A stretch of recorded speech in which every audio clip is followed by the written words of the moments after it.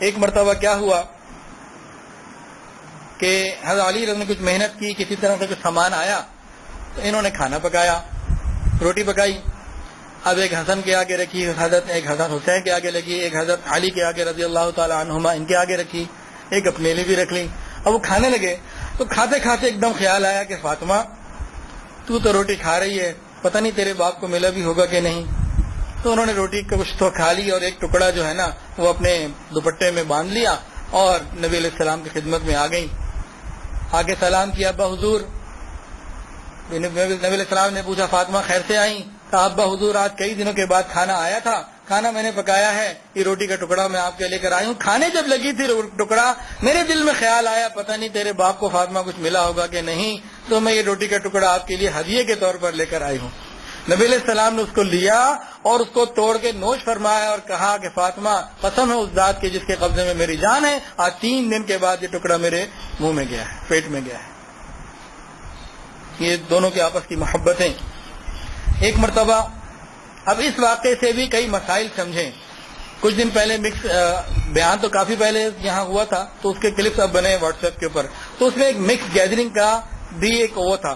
وہ جناب جب وہ چلا نا گروپوں میں، ماشاءاللہ یہ واٹس ایپ کا سلسلہ اللہ نے اتنا بہتر مقبول کر دیا، اللہ قبول اپنے ہاں بھی کرے اور قیامت کے دن اس کے ذریعے ہم سب کی مغفرت فرما دے اور لوگوں کو عمل کی بھی توفیق دے.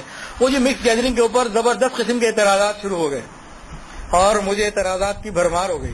اور ایک اعتراض تو یہ ہوا کہ بیت اللہ میں جب طواف اکٹھے کرتے ہیں تو مکس گیدرنگ کی اجازت تو اللہ خود دے رہے، لا حول ولا قوت الا باللہ. تو ان کو خیر جواب دیا، خیر وہ مطمئن بھی ہو گئی الحمدللہ.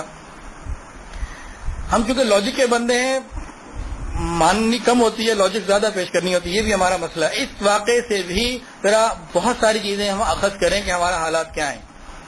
ایک مرتبہ بی بی فاطمہ بیمار ہو گئیں اور بہت شدید بیمار ہو گئیں. آقا کو اطلاع ملی تو نبی علیہ السلام ایک صحابی عمران بن حسین رضی اللہ عنہ کے ہمراہ بی بی فاطمہ کے گھر پہنچے اور آواز دے کر اندر آنے کی اجازت مانگی. تو انہوں نے فرمایا کہ اللہ کے نبی ابا جان اندر تشریف لے آئیے.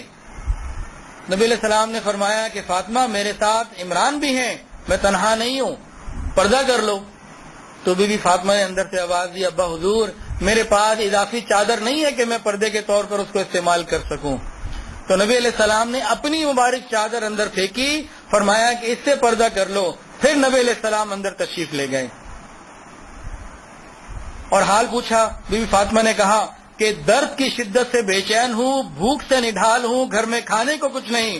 تو نبی علیہ السلام نے فرمایا بیٹی صبر کرو، میں خود 3 دن سے بھوکا ہوں، میں اللہ تعالیٰ سے جو کچھ مانگتا وہ مجھے ضرور دیتا، میں نے دنیا پر آخرت کو ترجیح دے دی ہے. پھر نبی علیہ السلام نے اپنا دست مبارک بی بی فاطمہ کے سر پر پھیرا اور فرمایا میری بیٹی دنیا کی پریشانیوں سے دل تنگ مت کرو، ارے تم تو جنت کی عورتوں کی سردار ہو. یہ سرداری کی قیمت دینی پڑی ہے، یہ فیشن سے نہیں ملی. اور اس واقعے سے سمجھنے کے لیے کیا بات ہے کہ نبی علیہ السلام کی موجودگی میں کوئی صحابی بی بی فاطمہ کے گھر آئے تو کیا کوئی برا خیال آ سکتا ہے اس کے ذہن میں؟ لیکن پہلے پردے کا پورا اہتمام کروایا گیا اور جب اندر سے بتایا گیا کہ پردے کے لیے چادر نہیں ہے، تب نبی